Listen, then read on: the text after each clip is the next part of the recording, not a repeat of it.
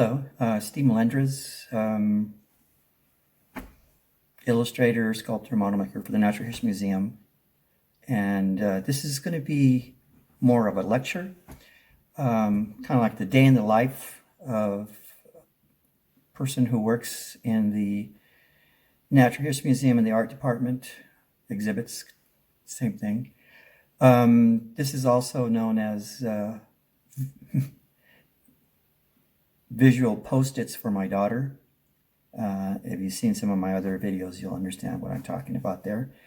Anyway, and I did talk about a friend of mine, Joe Koch, and I'm going to bring him up because this is partly a project with, or projects with him. The first one.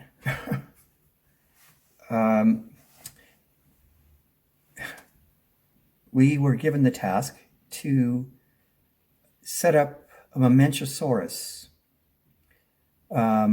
which is a Chinese long neck dinosaur, something similar to what people would say it's a Brachiosaur or Apatosaurus, or the list goes on and on. Anyway, so this one is one with a very long neck. And so Joe and I actually put this giant dinosaur together in the dinosaur hall. Now, mainly because he did work for Paleo a while back when he first started, the guy with many roots. So we put it together like a puzzle piece and, construct this thing. And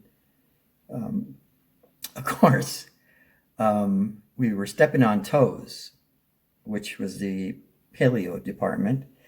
And they just got way upset because it was like we were stepping on their territory. And, you shouldn't even get next to those things because that is our department, politics of the museum. Anyway, it was a fun project, and I just had fun making this or putting this thing together. Now, the second project with Joe Koch. Okay, so the museum hired, well, not hired, I guess so, a doctor, PhD in Chinese culture, and he had connections with this gentleman from China that had one of the largest jade collections in the world. I mean, this thing was like over the top. And we decided to make a jade show and have it travel all over the place. And of course, I was part of that team. And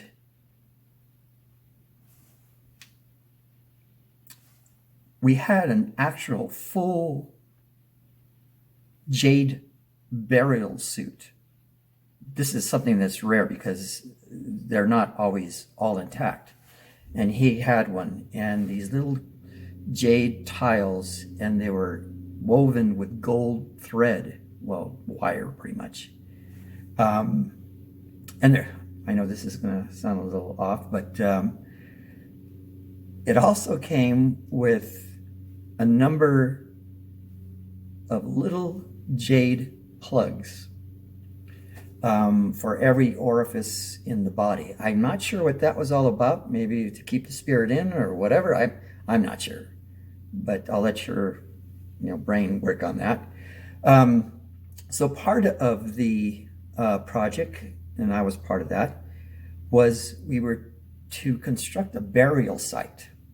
So, in other words, people would come in and there would be kind of like you're looking in a cave and there's kind of a glass window and you would see jade pieces that were set up.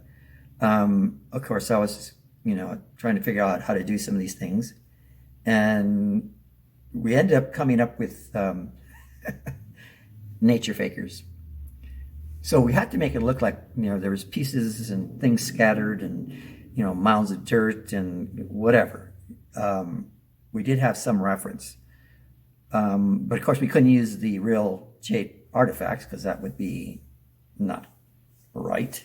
So we actually cut little plexiglass squares, drilled some holes in it, and some of them we wove with brass wire. You couldn't tell it wasn't gold.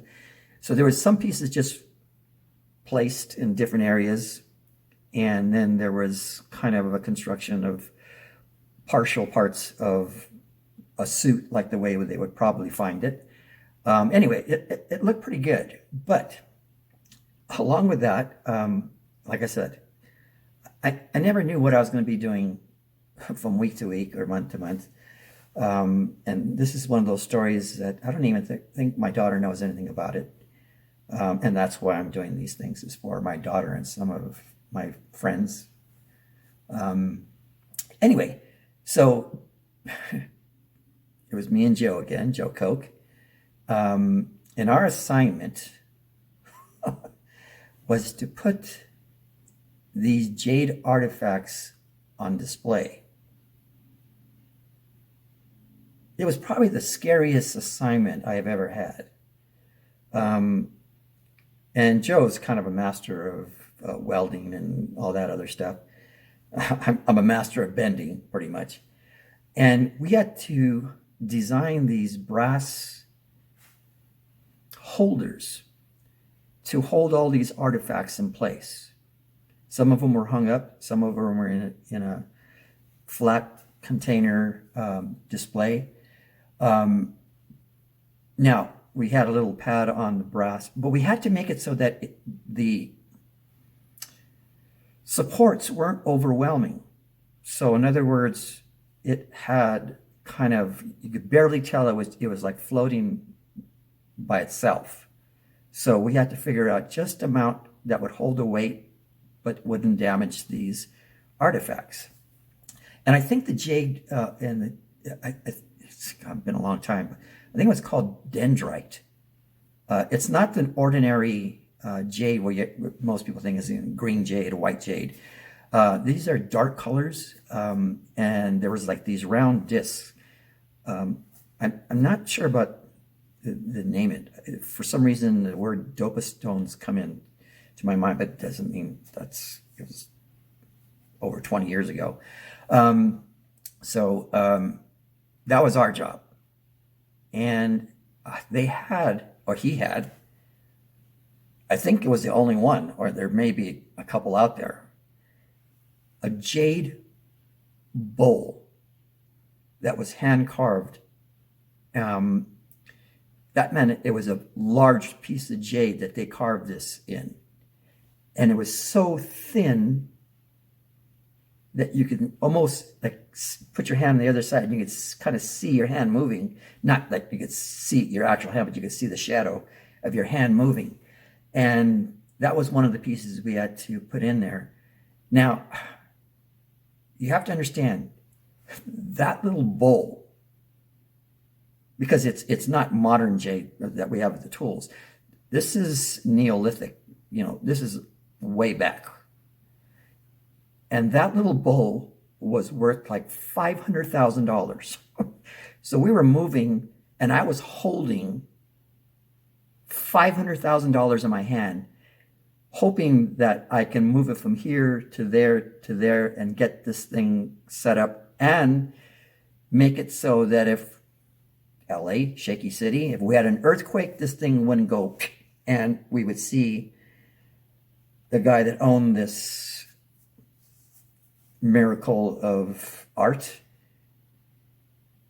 damaged. So, like I said, it was scary. Anyway, the one sound that is the most terrifying sound you can ever imagine on these hand-carved stones. And they had all these intricate designs. They're just beautiful.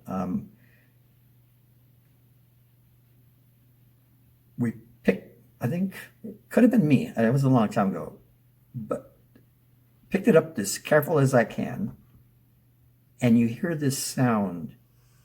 Bink, bink, just this high-pitched sound that it felt like echoed through my brain and all the way down to my toes. And okay, that freaked me out. And I was just thinking, okay, well, it was nice working here.